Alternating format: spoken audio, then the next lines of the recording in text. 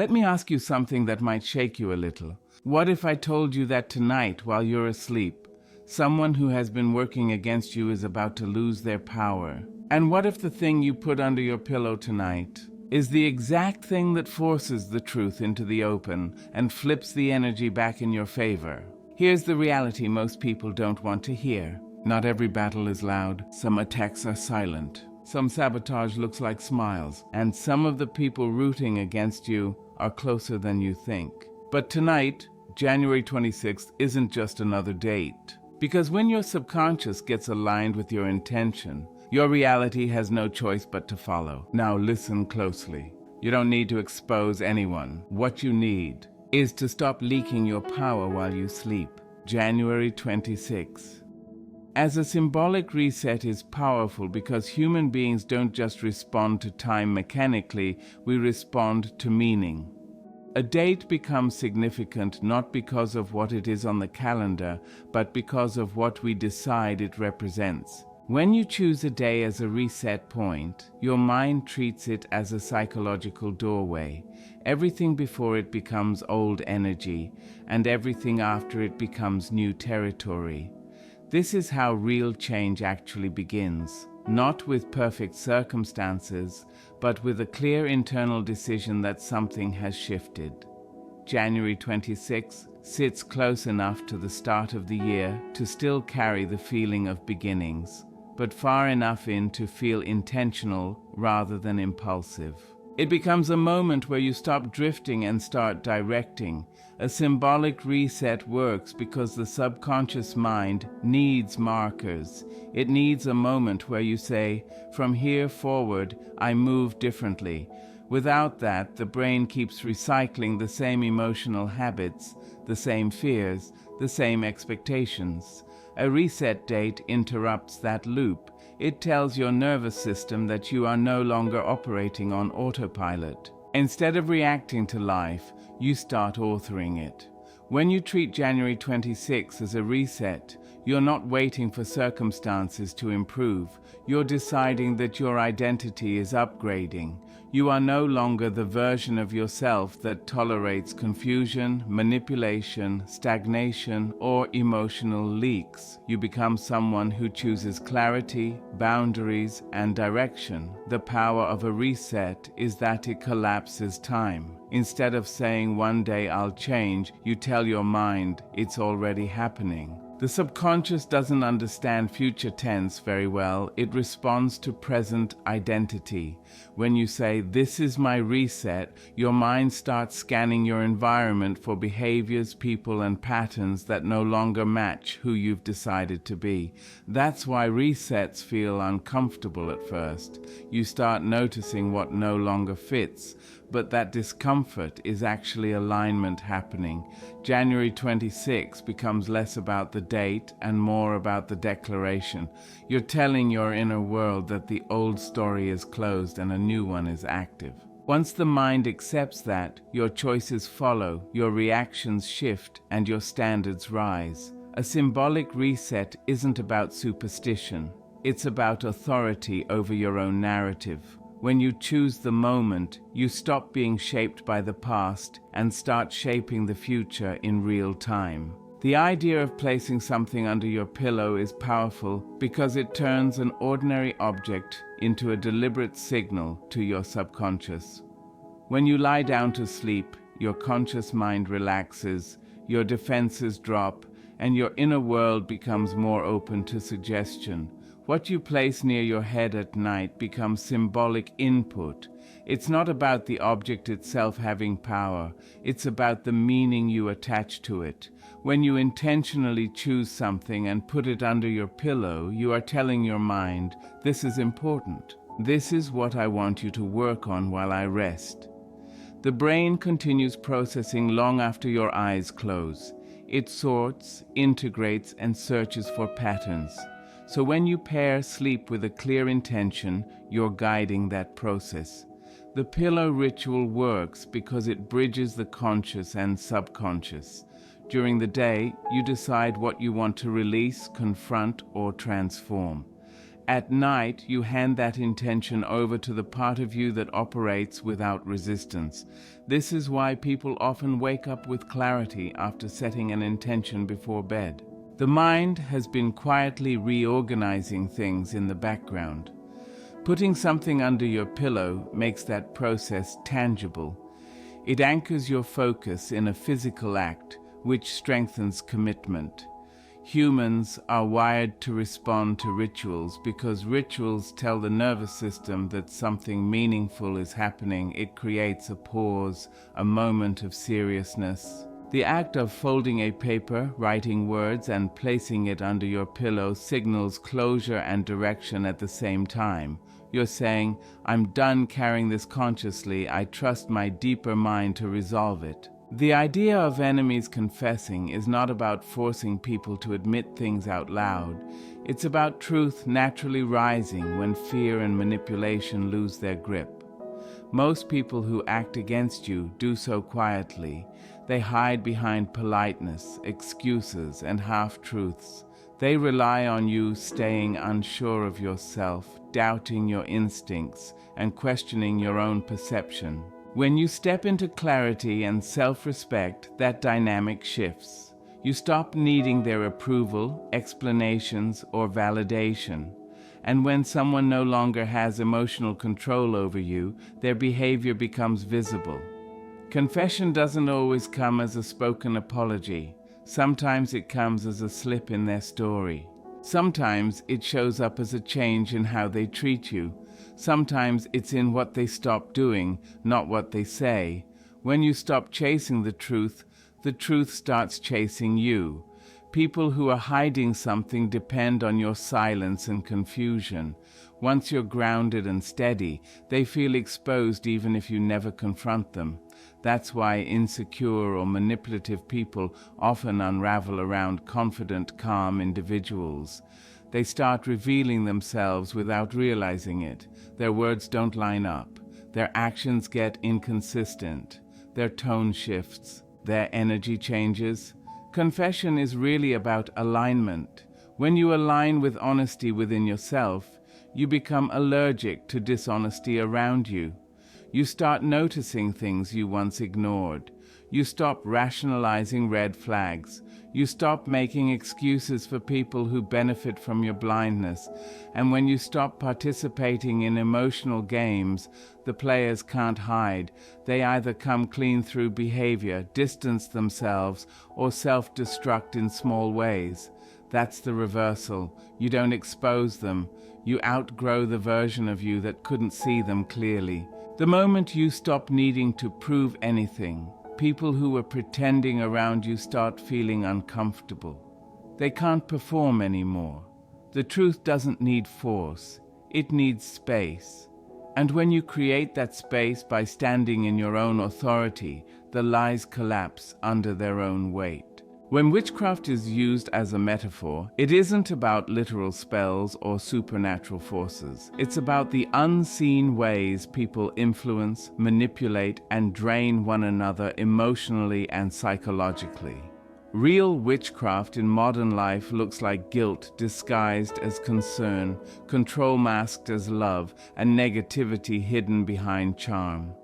It's the energy someone brings into your space that makes you doubt yourself, second-guess your worth, or feel smaller than you were before the interaction. These patterns work quietly. They don't announce themselves. They slip into conversations, habits, and relationships until you start carrying beliefs that were never yours to begin with. That's the spell. Not magic, but repetition. Not darkness, but suggestion. When someone constantly questions your decisions, minimizes your growth, or subtly frames you as the problem, your nervous system absorbs that message. Over time, you stop trusting your own instincts. You start outsourcing your power. That's how emotional witchcraft works. It rewrites your inner dialogue without you noticing. It doesn't need candles or rituals. It just needs access to your attention, your emotions, your vulnerability, and the moment you become aware of it, its power weakens. because manipulation depends on unconscious participation. The second you see the pattern, you interrupt it. The metaphor of reversing witchcraft is really about reclaiming authorship over your mind. You stop letting other people narrate who you are. You stop absorbing moods, judgments, and expectations that don't belong to you. You become selective about what gets to live rent-free in your head. Every time you choose clarity over confusion, boundaries over people-pleasing, and self-trust over self-doubt, you're undoing the spell. You're removing layers of programming that came from fear, control, or insecurity that wasn't yours. That's why awareness feels so powerful. It's not aggressive, it's grounding. You're no longer reacting from emotional residue you picked up from others. You're responding from your own center. And when you live from that place, negative influence loses its grip because it has nothing to attach to. Now pause for a second. If this resonates, if you feel this, I want you to hit like, subscribe, and comment. I claim my reversal. Not for me, for you. Because once you say it out loud, your mind starts looking for proof. Subconscious alignment is about making sure that what you consciously say you want and what your deeper mind believes are not in conflict. Most people think they fail because they lack discipline, but in reality they fail because their subconscious is pulling them in the opposite direction. You can tell yourself you want peace, success, love, or clarity, but if your subconscious is still wired for fear, survival, or rejection, your behavior will quietly sabotage your intentions. The subconscious doesn't respond to logic, it responds to patterns, emotion, and repetition. It learns from what you consistently tolerate, expect, and emotionally react to.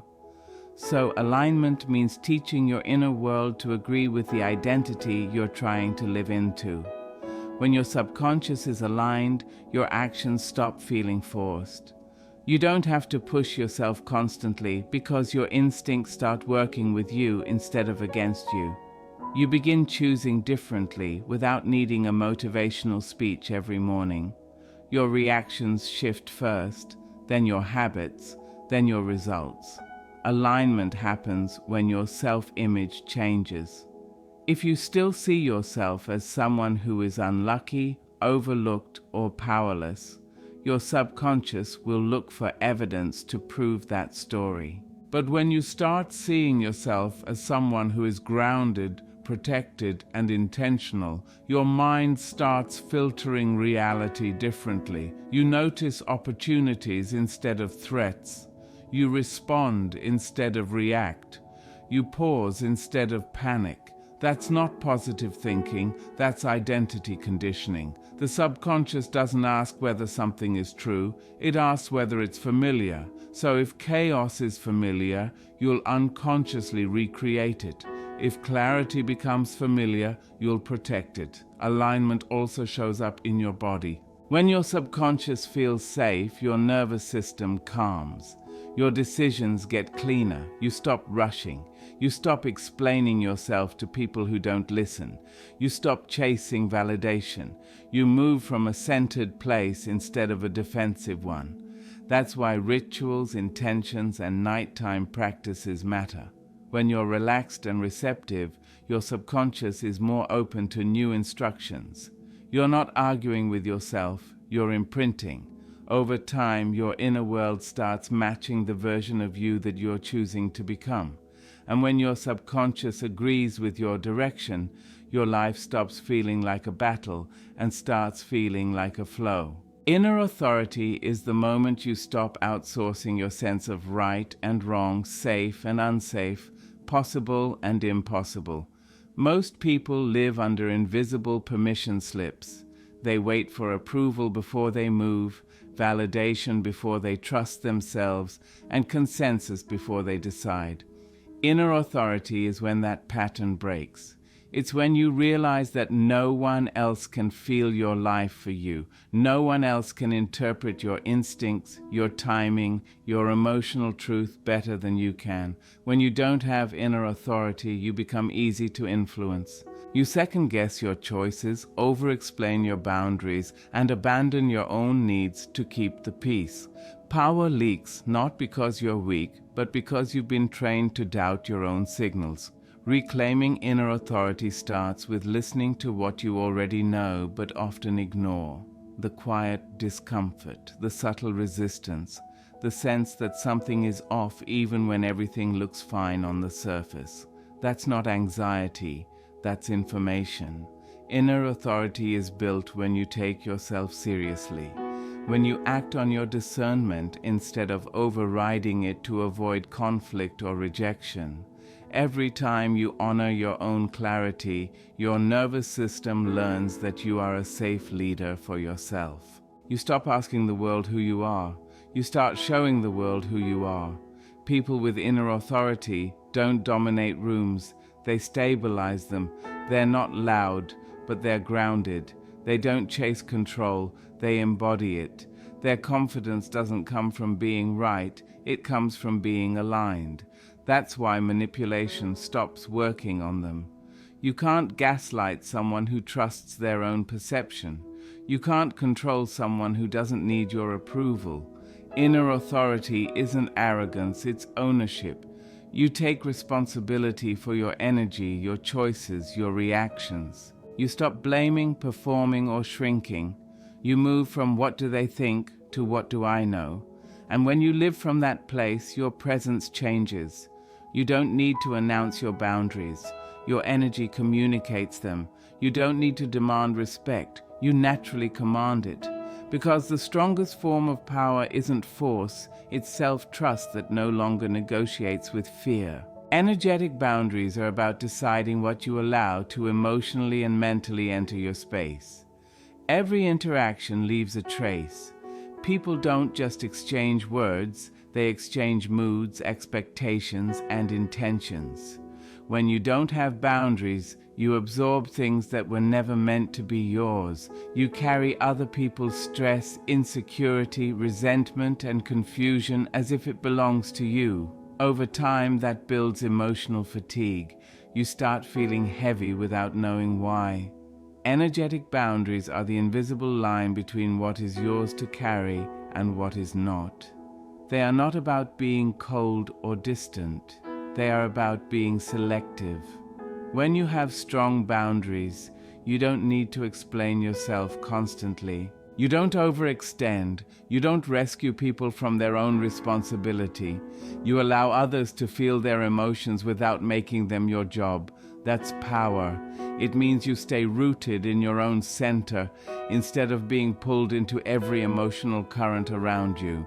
Without boundaries, people can access your time, your attention, and your emotional labor without permission. You start reacting instead of responding. You become scattered. Boundaries bring you back into coherence. They allow you to feel clearly and think cleanly. You don't numb yourself. You contain yourself. You stay open without being porous. This is especially important when you're growing. Growth makes you sensitive.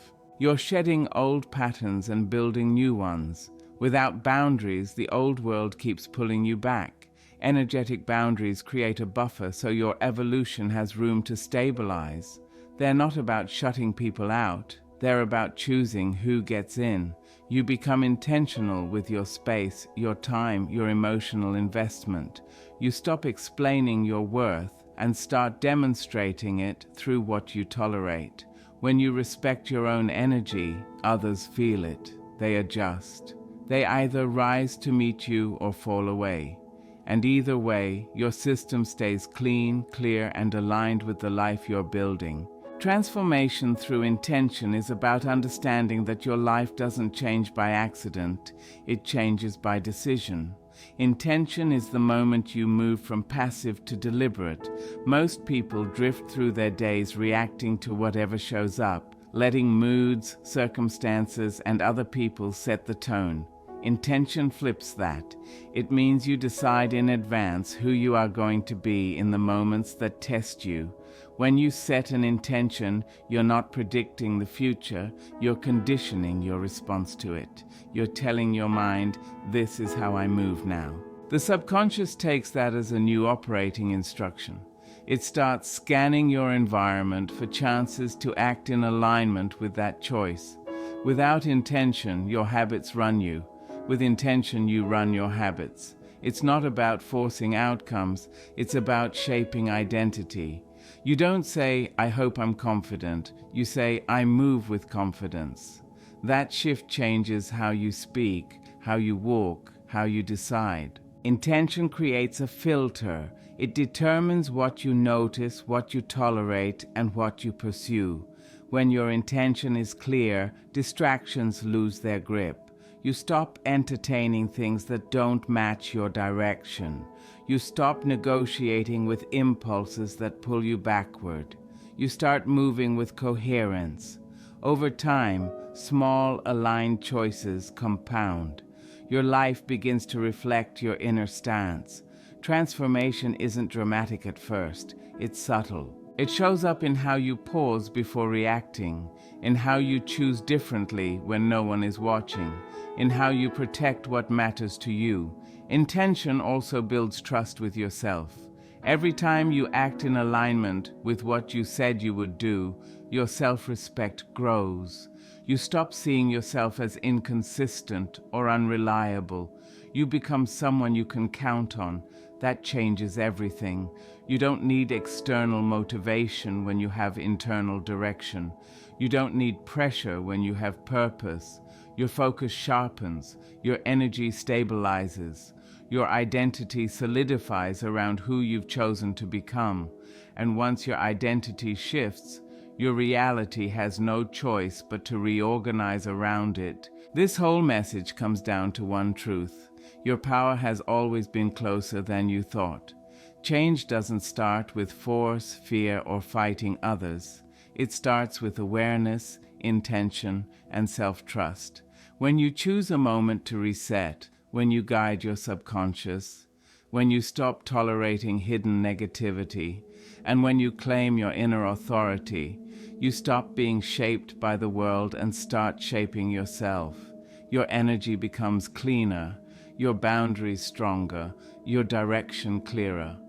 You no longer sleep in confusion or wake up in the same cycles. You move with purpose. You respond instead of react. And the life that once felt like it was happening to you begins to feel like something you are consciously creating. This isn't about rituals or superstition. It's about remembering who's in charge of your mind, your choices, and your future. Once you live from that place, nothing sent against you can stay standing, because you're no longer available for what doesn't align with who you've decided to become.